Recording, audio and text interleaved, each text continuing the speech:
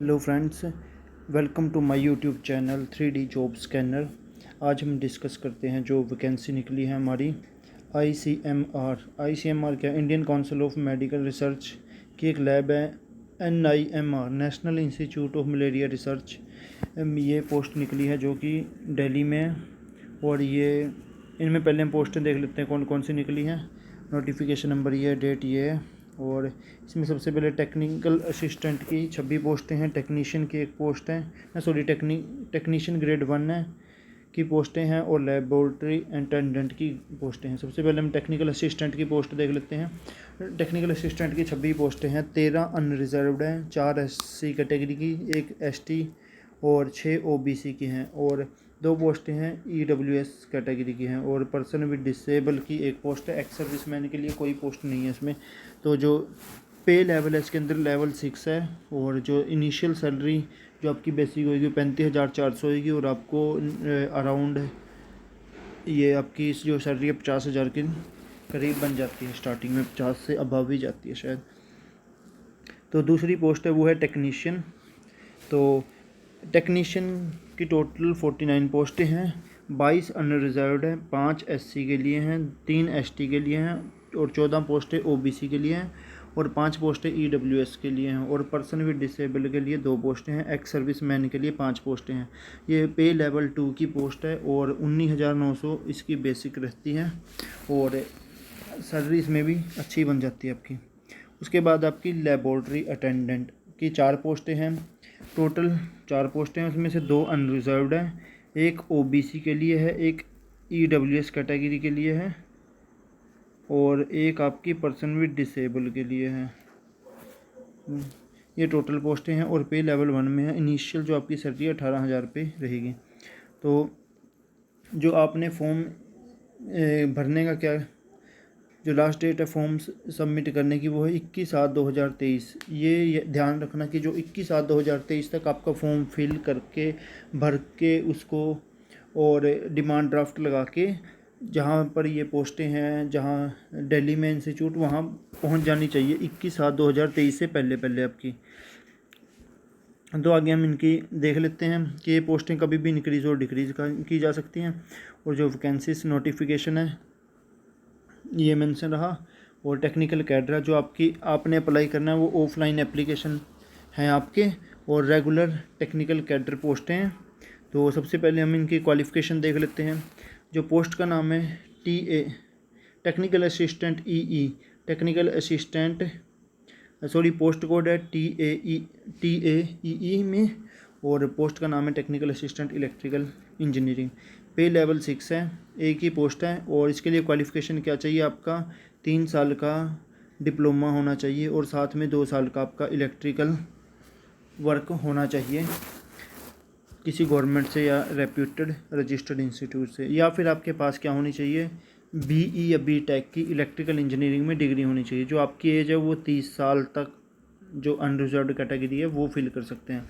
दूसरी पोस्ट है TAMLT, और TMLT के लिए जो लेवल 6 है, और टोटल पोस्टें आपकी जो डिस्ट्रीब्यूशन कर रखी हैं 6 पोस्टों का वो हमने ऊपर देख लिया था। एसेंशियल क्वालिफ़िकेशन क्या है, इसके लिए आपकी बैचलर डिग्री होनी चाहिए मेडिकल लेबोरेटरी टेक्नोलॉजी के, या फिर BSc MLT होनी चाहिए किसी इंस्टीट्यूट से, और एज वही 30 साल है।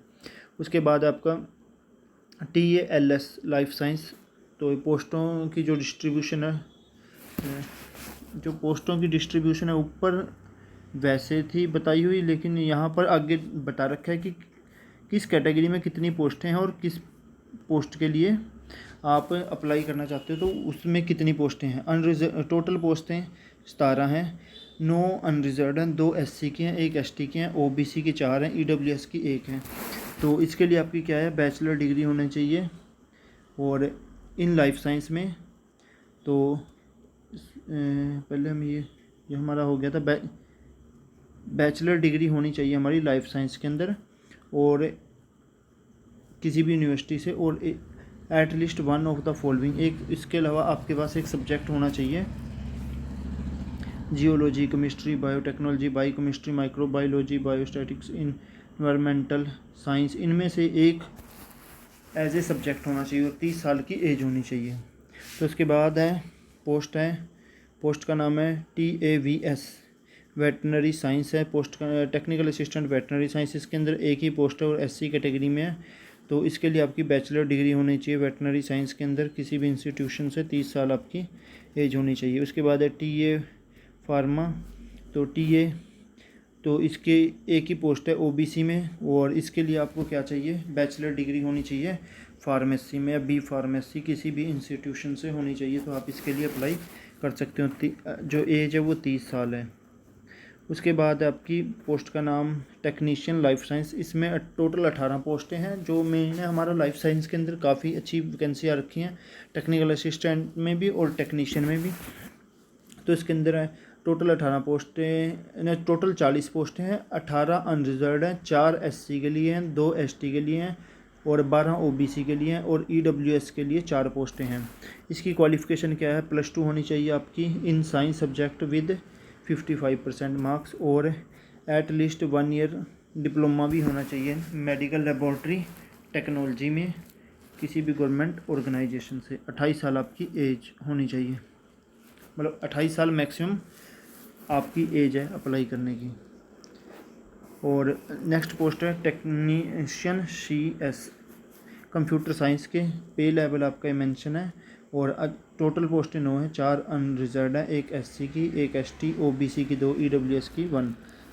एसेंशियल क्वालिफिकेशन ये आपकी +2 और इंटरमीडिएट होनी चाहिए साइंस सब्जेक्ट के विद 55% मार्क्स होने चाहिए आपके, और एक एट लीस्ट 1 ईयर का आपका डिप्लोमा इन कंप्यूटर होना चाहिए किसी भी रिकॉग्नाइज्ड इंस्टीट्यूशन से। मैक्सिमम एज 28 साल है। नेक्स्ट पोस्ट है आपकी LA लेबोरेटरी अटेंडेंट 1। पे लेवल 1 है, और टोटल पोस्टें 4 हैं, 2 अनरिजर्व्ड में, 1 OBC में और 1 EWS कैटेगरी में है। तो इन्होंने ऊपर तो जो इसके लिए क्वालिफिकेशन है वो 10th पास होना चाहिए किसी भी गवर्नमेंट रिकॉग्नाइज्ड इंस्टीट्यूशन से, और 1 ईयर वर्किंग एक्सपीरियंस होना चाहिए गवर्नमेंट रिकॉग्नाइज्ड रजिस्टर्ड लेबोरेटरी से। अपर एज लिमिट 25 साल है इसके अंदर। 25 साल वाले मैक्सिमम जिसकी 25 साल है वो अनरिजर्व्ड कैटेगरी के लिए, जनरल के लिए अप्लाई कर सकता है। तो जो कैंडिडेट अप्लाई करना चाहता है इनके लिए अप्लाई कर सकता है। इसके लिए एप्लीकेशन फॉर्म है वो पार्ट 1 और पार्ट 2 में है, और कैंडिडेट को क्या फिल करना है, all column in application form and should write NA in respective. जहाँ पर आपकी जो क्वालिफिकेशन नहीं बनती वहाँ पर NA मेंशन कर देना है। और पार्ट 2 में आपका जो क्या है पोस्ट कोड है, नेम ऑफ अप्लाइड, ये सारा कुछ मेंशन कर रखा है। और candidate have to sign the admit card while appearing in written test. जब रिटन टेस्ट में आएगा तो साइन करने हैं। Therefore do not have to sign admit card. Part 2 के अंदर उसने साइन नहीं करने, जब एग्ज़ाम देने जाएगा तब भी वहीं पर ही साइन करने हैं।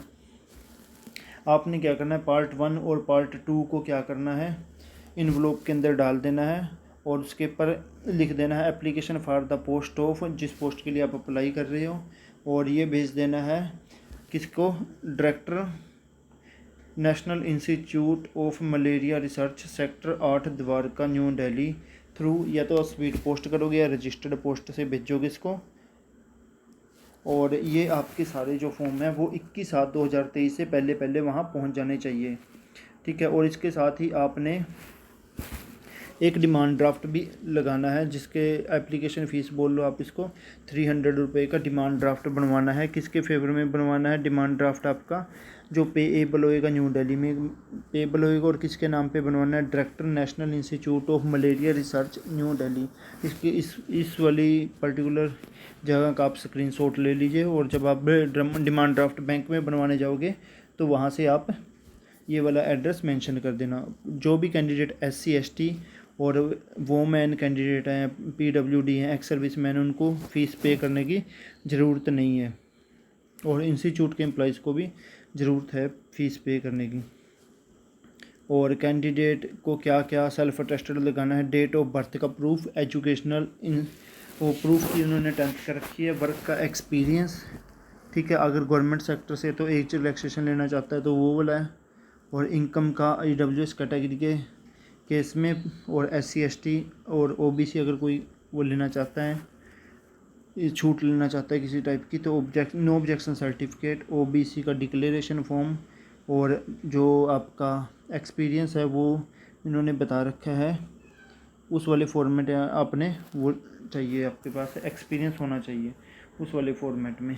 सिलेक्शन प्रोसेस कैसा होएगा आपका, टेक्निकल टेक्नीशियन और लेबोरेटरी अटेंडेंट के लिए वो आपका रिटन टेस्ट के बेस पे ही आपके जो मार्क्स आएंगे उनके बेस पे ही आपका सिलेक्शन होनी है। जिसके सबसे ज़्यादा मार्क्स आएंगे रिटन टेस्ट में उसकी सिलेक्शन हो जाएगी, ये DOPT के गाइडलाइन के अकॉर्डिंग, और उसकी एलिजिबिलिटी क्राइटेरिया फुलफ़िल होना चाहिए। जो सिलेबस है वो रिटन टेस्ट का उन्होंने बता रखा है, आगे अनेक्स्चर 4 में हम डिस्कस कर लेते हैं। इकोनॉमिकली वीकर सेक्शन के लिए ये वाला बता रखा है इन्होंने फॉर्मा, ये चीज़ होनी चाहिए। एज है जो आपकी 21/7/2023 तक को लास्ट मान के उसके अकॉर्डिंग आपने अपनी एज रिलैक्सेशन देख लेनी है। और जो OBC कैंडिडेट हैं इनको सभी को एज, अगर कोई बंदा अनरिजर्व्ड पोस्ट के लिए अप्लाई कर रहा है, चाहे वो SC ST और OBC कैंडिडेट है, तो उसको एज रिलैक्सेशन में कोई भी छूट नहीं मिलेगी, ठीक है। और age relaxation SC ST OBC और एक्स सर्विस मैन या पर्सन विद डिसेबल को मिलेगी। जो कैंडिडेट ICMR के फंडेड प्रोजेक्ट के अंदर हैं उनको एज रिलैक्सेशन मिलेगी 5 साल तक, ठीक है। और जो सेंट्रल गवर्नमेंट के एम्प्लॉइज़ हैं उनके लिए 3 साल की कंटिन्यूस सर्विस है, तो 40 साल तक भी ये अलाउड कर रहे हैं। तो ये देख लेना, एज कंसेशन दे रहे हैं, जो गवर्नमेंट सर्वेंट है वो यहाँ से पढ़ लें, ठीक है। और आगे हम देख लेते हैं, TADA कुछ नहीं दिया जाएगा रिटन टेस्ट के लिए। प्रोबिबेशन आपका 2 साल का रहेगा। और हॉरिजॉन्टल रिजर्वेशन में टेक्निकल असिस्टेंट की 1 पोस्ट है, टेक्नीशियन की 2 हैं, लेबोरेटरी अटेंडेंट की 1 पोस्ट है। इस टाइप की जो ये डिस्क्रिप्शन दे रखी है कि पर्सन विद डिसेबल के लिए डेट और टाइम जो रिटन टेस्ट का वो स्टूडेंट को कॉल लेटर और एडमिट कार्ड है, जो शॉर्ट लिस्ट किए जाएंगे उनको कॉल लेटर और एडमिट कार्ड,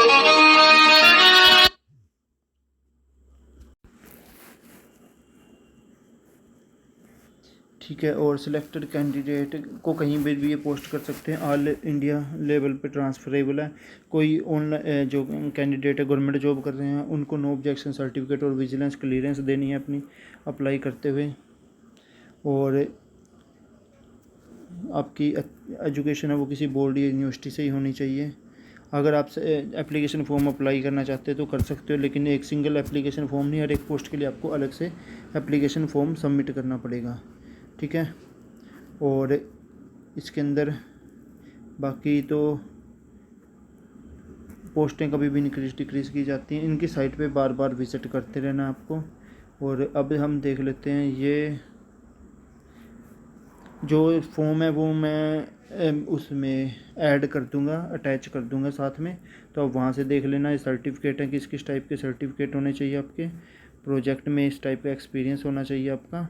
और जो सिलेबस है टेक्निकल कैडर के लिए, technical assistant electrical, life science, MLT, veterinary science, ये सब के लिए जो सिलेबस है वो ये है कि 15 नंबर के 15 क्वेश्चन आएंगे जनरल इंटेलिजेंस या रीजनिंग के, general awareness including current affair के 15 आएंगे, क्वांटिटेटिव एप्टीट्यूड के 15 नंबर का आएगा, इंग्लिश लैंग्वेज 15 नंबर की आएगी, ट्रेड से रिलेटेड आपके 40 नंबर का आएगा। टोटल 2 घंटे का होएगा, नेगेटिव मार्किंग है 0.25।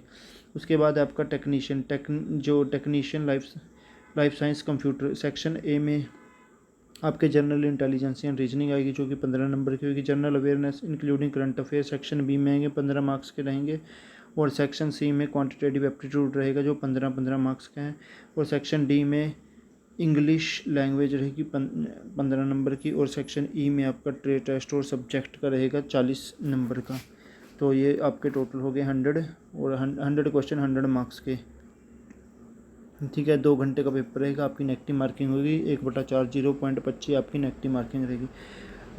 लेबोरेटरी अटेंडेंट में भी आपका 2 घंटे का पेपर होगा, नेगेटिव मार्किंग है 0.25 नेगेटिव मार्किंग है। और इसके लिए आपका सिलेबस क्या है, जनरल इंटेलिजेंस या रीजनिंग के 15 क्वेश्चन आएंगे, general awareness including current affair 15 number के आएंगे, और 15 क्वेश्चन होंगे, 15 मार्क्स के होंगे। सेक्शन सी में क्वांटिटेटिव एप्टीट्यूड आएगा जो 15 नंबर का होएगा और 15 मार्क्स का। सेक्शन डी में इंग्लिश लैंग्वेज आएगी आपकी 15 की, और सेक्शन ई में ट्रेड या सब्जेक्ट से रिलेटेड आपके पास 40 क्वेश्चन आएंगे और 40 नंबर के होंगे। टोटल आपका 100 का हो गया। 2 घंटे का पेपर है और नेगेटिव मार्किंग है 1/4 नेगेटिव मार्किंग है। ये आपका नो ऑब्जेक्शन सर्टिफिकेट इस टाइप का होना चाहिए इस फॉर्मेट में। और ठीक है, ये कुछ सर्टिफिकेट हैं जो आप वीडियो को पॉज करके देख लेना, जो आपके काम का हो। तो हम अगर ये जो मैं वीडियो बना रहा हूँ अगर इससे आपकी हेल्प हो रही है तो प्लीज़ चैनल को सब्सक्राइब करना और बेल आइकन को प्रेस कर देना, ताकि आपको जब भी कोई वीडियो डाले तो आपके पास नोटिफिकेशन चली जाए। ठीक है, और मेरी वीडियोस को और भी वीडियोस मैंने डाल रखी हैं तो आप उनको भी देख लेना। और thanks for watching my videos. Thank you everyone.